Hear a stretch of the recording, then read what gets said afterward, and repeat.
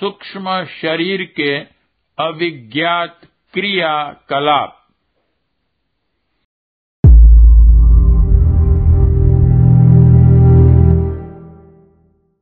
क्या यह संभव है कि कोई व्यक्ति सशरीर कहीं और उपस्थित हो एवं उसके माध्यम से कहीं और किसी घटनाक्रम को घटते कई व्यक्तियों ने देखा हो, वह स्वयं वह भी उसकी स्वीकारोक्ति कर रहा हो? यह एक ऐसा प्रसंग है जिस पर काफी समय से वैज्ञानिक विवाद करते रहे, वह गुत्थियों में उलझते रहे हैं, फिर भी उसकी यथार्थता को नकारने में वे असफल रहे हैं।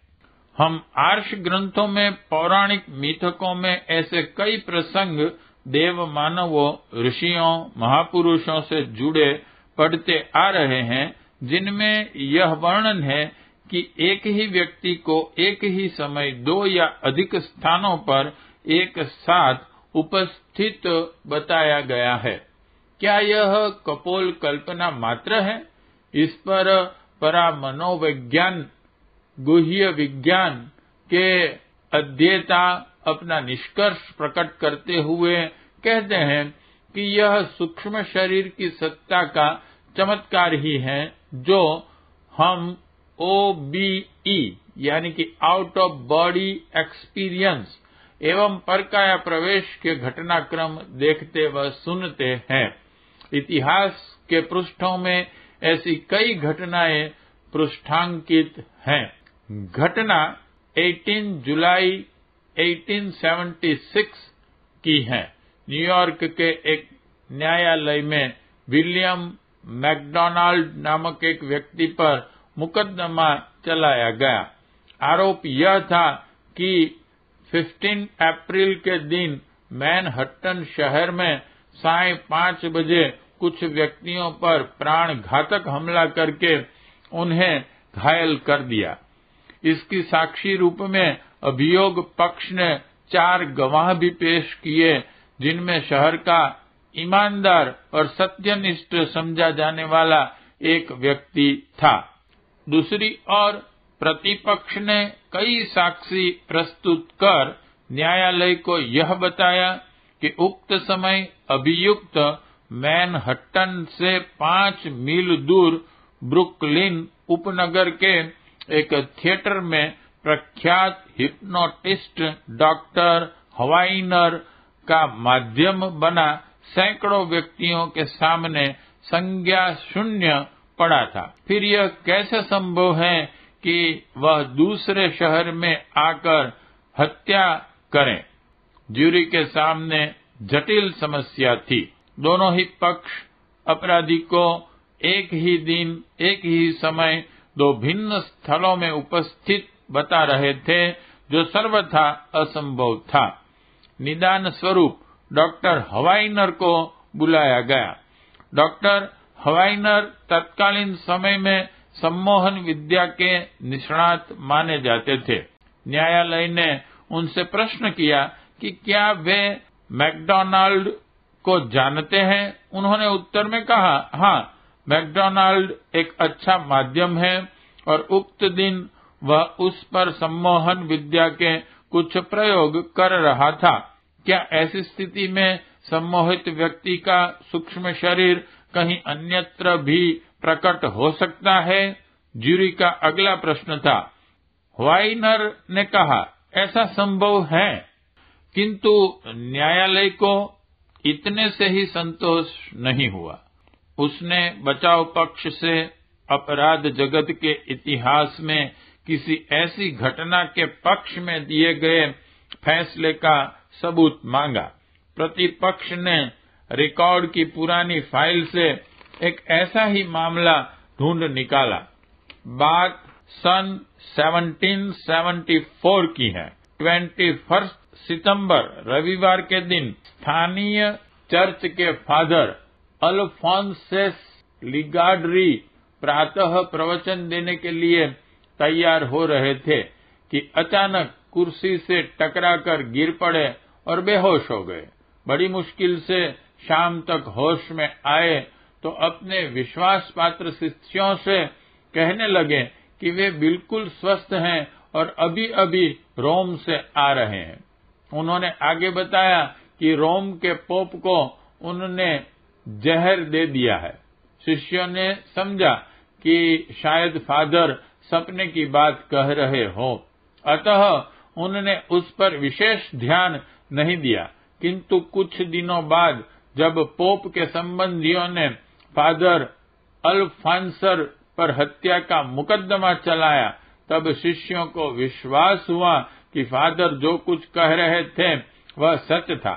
मगर उन्हें आश्चर्य इस बात का था कि शरीर से यहाँ रहते हुए भी सैकड़ों मील दूर जाकर उन्होंने हत्या कैसे की। इस घटना को सुनकर ज्यूरी के सदस्यों ने वादी प्रतिवादी दोनों पक्षों को सही माना, पर अपराध कर्मी मैकडोनाल्ड को यह कहकर बरी कर दिया कि अपराध सूक्ष्म शरीर ने किया है, अतः उसका दंड स्थूल शरीर को नहीं दिया जा सकता। यह सच है कि सूक्ष्म शरीर का स्थूल शरीर से पृथक्करण संभव है और उसके माध्यम से विश्व के किसी भी कोने का क्षण मात्र में भ्रमण किया जा सकता है, मगर दैनिक जीवन में निद्रा की स्थिति में घटने वाली इस घटना का स्मरण अधिकांश लोग नहीं रख पाते हैं। फलतः विस्मय की दृष्टि से देखते और अचंभा करते हैं। रहस्यवाद में इस घटना को पृथक्करण, बाह्यकरण, मूर्तकरण अथवा आउट ऑफ बॉडी एक्सपीरियंस, शरीर से बाहर परिभ्रमण जैसी अनेकानेक नामों से जाना जाता है। इस क्षेत्र में विशेषज्ञों का कहना है कि चूंकि सूक्ष्म शरीर अथवा एस्ट्रल बॉडी में चेतना और अनुभूति के दोनों गुण होते हैं, अतः पृथक्करण की घटना जब घटती है तो अस्थायी रूप से स्थूल शरीर अचेतन की स्थिति में आ जाता है और ठीक इसी समय भौतिक शरीर से सूक्ष्म शरीर में चेतना और अनुभूति का स्थानांतरण हो जाता है। किंतु रहस्यवादियों का कहना है कि ऐसी स्थिति में भी दोनों शरीर के बीच सदा एक सूक्ष्म संबंध बना रहता है। दोनों का एक दूसरे से जोड़ने वाला संपर्क सूत्र एस्ट्रल कॉर्ड कहता है। प्रायः ऐसी घटनाएं प्रकाश में आती रहती हैं जब किसी दुर्घटना अथवा ऑपरेशन के दौरान व्यक्ति अपने ही निष्क्रिय स्थूल शरीर को देखता रहता है अथवा देखने की अनुभूति होती है। ऐसा एस्ट्रल बॉडी के पंच भौतिक शरीर से पृथक्करण के कारण होता है।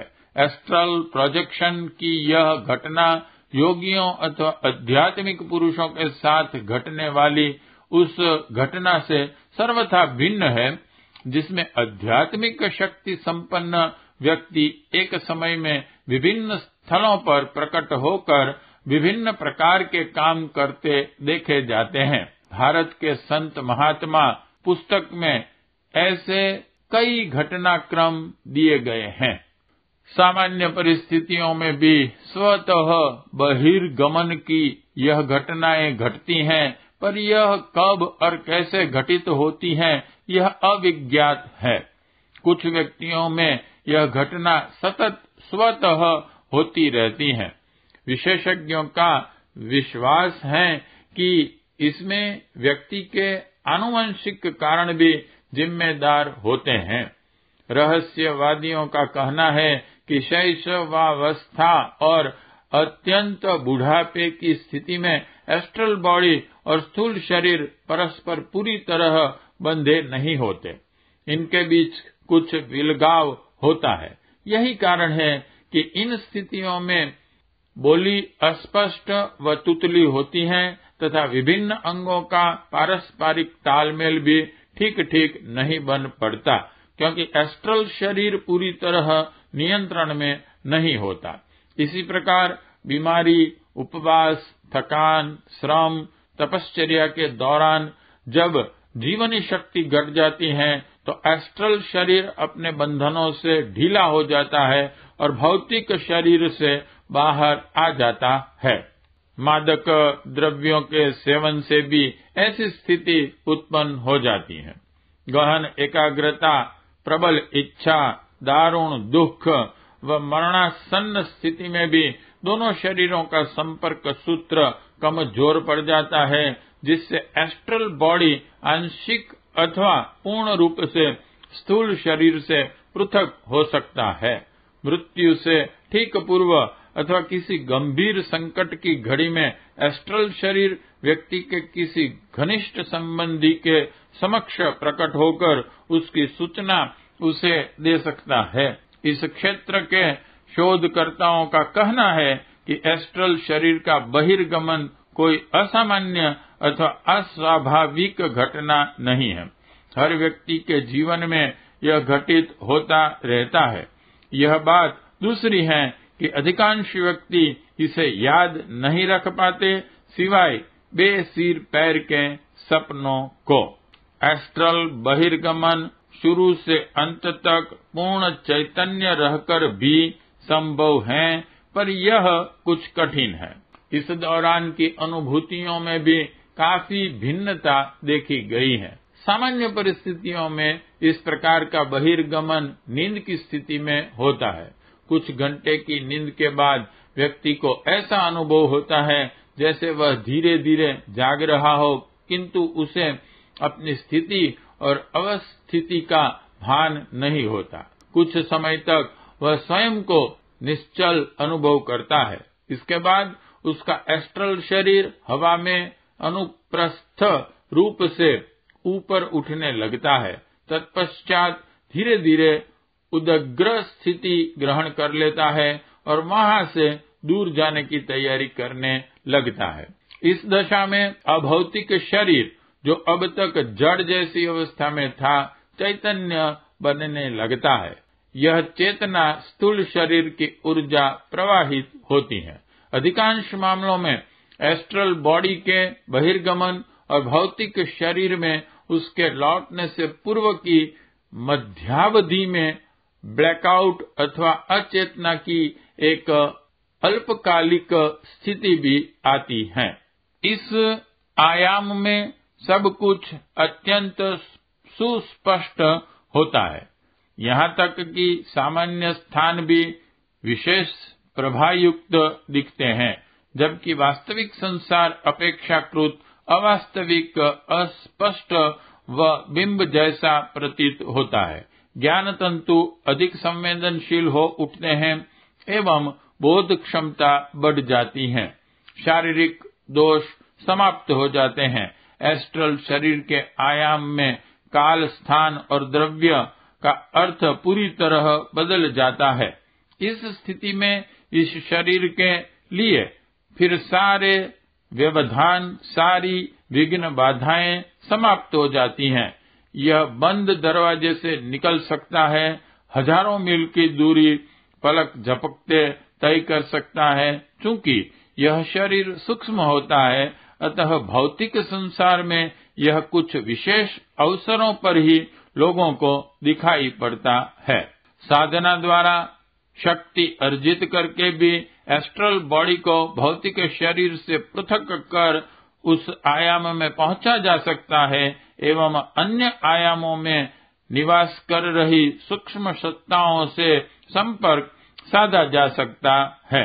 बहिर्गमन के बाद कुछ समय पश्चात जब सूक्ष्म शरीर भौतिक शरीर में वापस लौटता है, तो स्थूल शरीर की चेतना इसी के साथ लौट आती है। सामान्यतः यह घटना इतने शांत और सहज रूप में घटित होती है कि व्यक्ति को इसका आभास तक नहीं मिल पाता और कुछ क्षण तक वह अचेतन अथवा निद्रा की स्थिति में ही पड़ा रहता है।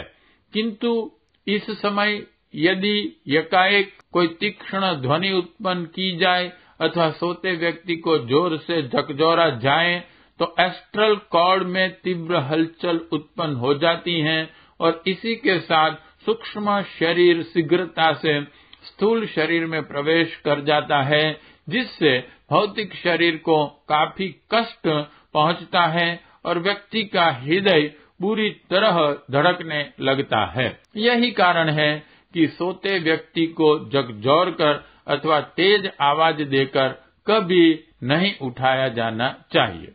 यद्यपि मनोवैज्ञानिक बहिर्गमन की इस घटनाओं को मात्र मति भ्रम कहकर निजात पा लेते हैं, पर रहस्यवाद में इस विद्या को वास्तविक और असीम संभावनाओं से युक्त बताया गया है एवं इसके माध्यम से रहस्यवादी दैनिक जीवन में घटित होने वाली अनेक प्रकार की घटनाओं की व्याख्या करते हैं, यथा स्वप्न दर्शन, दूरदर्शन। इसे वे एस्ट्रल आयाम की प्रथम अनुभूति बताते हैं। भूत, पिशाच एवं अन्य सूक्ष्म सत्ताओं के प्रत्यक्ष दर्शन में इसे एस्ट्रल शरीर का मूर्तकरण कहा गया है। उन्माद, पागलपन को सूक्ष्म शरीर का स्थूल शरीर में स्थायी स्थान परिवर्तन, डिसलोकेशन बतलाया जाता है। अचेतन अवस्था, निद्रा, बेहोशी आदि में एस्ट्रल बॉडी की अस्थायी अनुपस्थिति मानी गई है। आत्माओं के लिए माध्यम बनना, पिशाच ग्रस्त होना, बहुव्यक्तित्व प्रदर्शन, प्राण प्रत्यावर्तन, इन्हें भौतिक शरीर पर अन्य सूक्ष्म सत्ताओं द्वारा आधिपत्य की संज्ञा दी गई है। प्राचीन ऋषि मुनियों द्वारा रहस्यमय अनुभूति और अविज्ञात की जानकारी को स्वैच्छिक बहिर्गमन का नाम दिया गया है। मोहन, वशीकरण को सूक्ष्म शरीर पर नियंत्रण माना गया है और एक्टोप्लाज्म, बायोफ्लक्स, बायोप्लाज्मा, प्रभा मंडल आदि को इथरिक शरीर का स्थूल शरीर से बाहर उभार कहा गया है। कुछ भी हो, है यह सब कुछ अति विलक्षण एवं अद्भुत।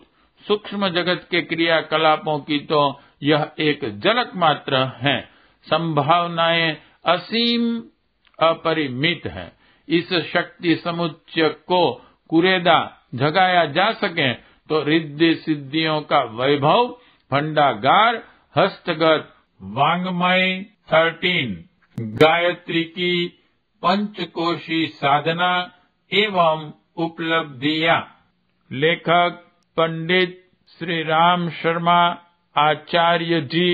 अगर आपको हमारी यह वीडियो पसंद आई हो तो इसको लाइक करें, कमेंट करें और शेयर जरूर करें और हमारे YouTube चैनल ऋषि चिंतन को सब्सक्राइब भी कर लें। साथ ही बेल आइकन को भी दबाएं ताकि आपको आने वाली वीडियोस की नोटिफिकेशंस मिलती रहे। धन्यवाद।